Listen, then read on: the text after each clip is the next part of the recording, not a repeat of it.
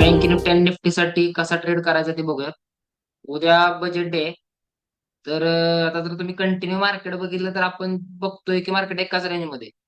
म्हणजे आता जवळजवळ एक महिना झाला मार्केट एका रेंजमध्ये. सकाळी पण मार्केट इथं ओपन झालं. आपला कालचा जसा प्लॅन होता, मार्केट इथं ओपन झालं की आपण डायरेक्ट इथं सेल केला मार्केट. पण इथून मार्केट नाही तशी रिकव्हरी केली बरं. म्हणजे मार्केटमध्ये कोण असं आहे कोणतरी की बाईंग खूप स्ट्रॉंग करते. म्हणजे मार्केटला खाली जाऊन द्यायला ते तयारच होत नाहीत. आता मार्केटनं काय केलं, मार्केट इथून अपला आलं आणि ते निगेटिव्ह कॅन्डलच्या डाऊनला आपण एक ट्रेड घेतलेला स्टुडंट सोबत. इथं आपण ट्रेड घेतला होता आणि इथपर्यंत एक टार्गेट आपण ठेवलं होतं.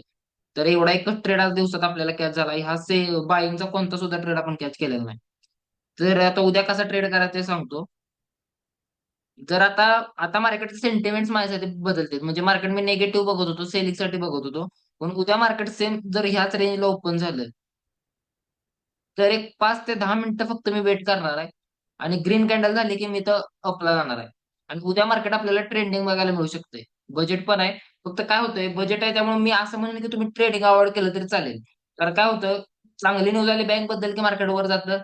काही चुकीची न्यूज आली की मार्केट खाली येतं. असं मार्केट कंटिन्यू अपडाऊन होत असते. आणि त्यात महत्वाचा प्रॉब्लेम काय, आयव्ही. आयव्ही म्हणजे काय, इंडिया विक्स. इंडिया विक्स किती चाललंय? 15 चाललंय. जोपर्यंत इंडिया विक्स 22, 20 पर्यंत तरी जात नाही, तोपर्यंत प्रीमियमच्या प्राइस कमी होणार नाहीत.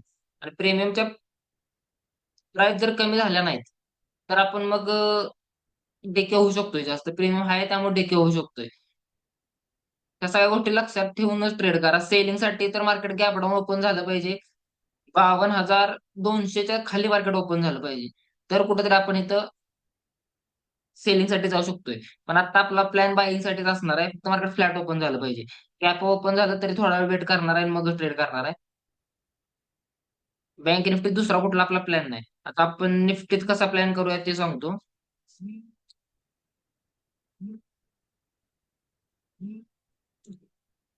निफ्टी जर बघितलं तुम्ही, तर निफ्टी पण सकाळी गॅप डाऊन ओपन होऊन निफ्टीनं हाय तसं रिकव्हरी केलेली. नंतर थोडंफार खाली येऊन सस्टेन झाले. निफ्टीसाठी पण निफ्टी तर उद्या अपला जाण्याची शक्यता जास्त आहे. कारण निफ्टी पण एकाच रेंजमध्ये होल्ड करते आता. निफ्टी पण उद्या ट्रेंडिंग दाखवू शकते आपल्याला market. Nifty selling gap down एक 24,400, 450 ह्या लेव्हलला गॅप डाऊन ओपन झालं तरच आपण सेलिंगला जाणार आहे. आणि 10:30, 11 पर्यंत आपण जरा ट्रेडिंग अव्हॉइडच करणार आहे. जोपर्यंत बजेट चालू होत नाही, आपल्याला मुव्हमेंट कळत नाही, तोपर्यंत मार्केट व्होलाटाईल राहण्याची शक्यता आहे. लेव्हल्स मार्क करा आणि ट्रेड करा.